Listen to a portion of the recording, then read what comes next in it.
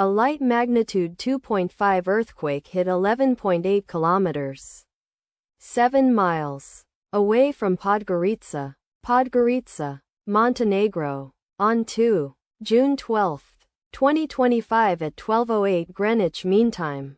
The quake had a very shallow depth of 18.2 kilometers, 11 miles, and was not felt, or at least not reported so. First to report, after 2 minutes. The earthquake occurred 15 seconds after a magnitude 3.3 earthquake had hit on Thursday, June 12, 2025, at 2:08 p.m. GMT+2 local time, in 99 kilometers, 61 miles, distance to the northwest. Data source from Volcano Discovery. Did you feel it?